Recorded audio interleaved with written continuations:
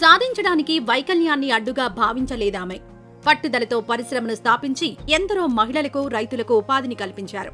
బర్గర్లు, spring rolls తయారీ, పుట్టగొడుగుల వ్యాపారంలో స్థాయికి చేరుకున్నారు వీరమనేని హేమ. ఒక సాధారణ మహిళ అసాధారణ విజయగాథ ఇది. పోలియో వల్ల నా 2 కాళ్లు పనిచేయవు. అయినా దాన్నో లోపంగా నేనెప్పుడూ భావించలేదు. గట్టిగా అనుకోవాలే కాని ఏదైనా సాధించొచ్చు అన్నది నా నమ్మకం. అదే నన్నింతవరకు నడిపించింది. మా స్వస్థలం ఆంధ్రప్రదేశ్లోని గుడివాడ. నాన్న వ్యాపార రీత్యా ముంబైలో ఉండేవాళ్లం. బీఎస్సీ మైక్రోబయాలజీ చదివా. పెళ్లైన తరువాత మా వారు కూర్మ వెంకట ప్రసాద్తో కలిసి 1996లో హైదరాబాద్ వచ్చేశా. ఖాళీగా ఉండడం నాకిష్టం ఉండదు. అందుకే ఏదో ఒకటి చెయ్యాలని ఆలోచించేదాన్ని. Diagnostic centre పెడదామనుకున్నా. కానీ మా వారికి వ్యవసాయం అంటే ఇష్టం. రైతులకు మేలు చేసేలా ఏదైనా మంచి వ్యాపారం ప్రారంభించాలనేది ఆయన కల.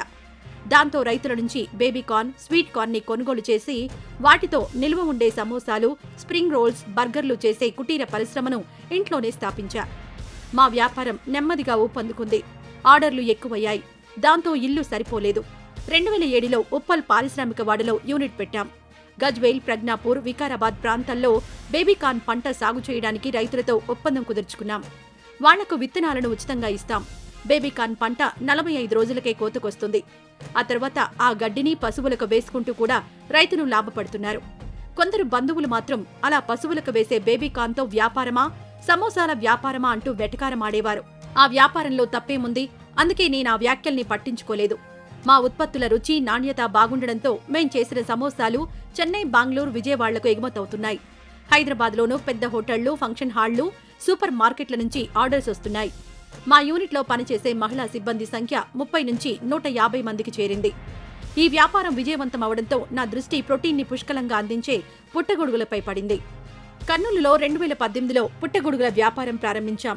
ఇందుకోసం 40 ఎకరాల భూమిని కొన్నాం. ఇక్కడ 300 మంది పనిచేస్తున్నారు.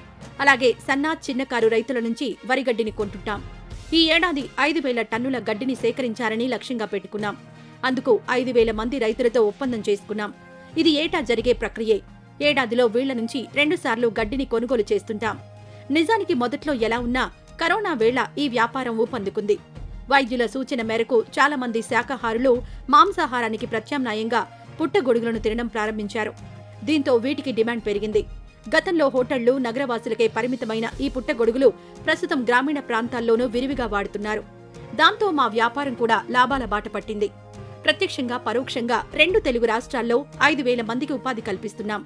అన్ని వ్యాపారాల్లోనూ కలిపి ఏడాదికి 40 కోట్ల టర్నోవర్ ఉంటుంది. వ్యాపారాల్ని మరింత విస్తరించాలనుకుంటున్నాం. నాకిద్దరు అబ్బాయిలు. వాళ్లు ఈ పనుల్లో నాకు చేదోడుగా ఉంటారు. అసలు ఏ ఇబ్బందులు లేకుండా అంతా సాఫీగా సాగుతోంది అనుకోవడానికి లేదు. కరోనా వేళ వ్యాపారంలో చాలా ఇబ్బందులు ఎదురయ్యాయి. కరోనా పేరు చెప్పి కొందరు ఇవ్వాల్సిన డబ్బులు ఎగ్గొట్టారు. మాకు ఆర్థికంగా నష్టం వచ్చింది.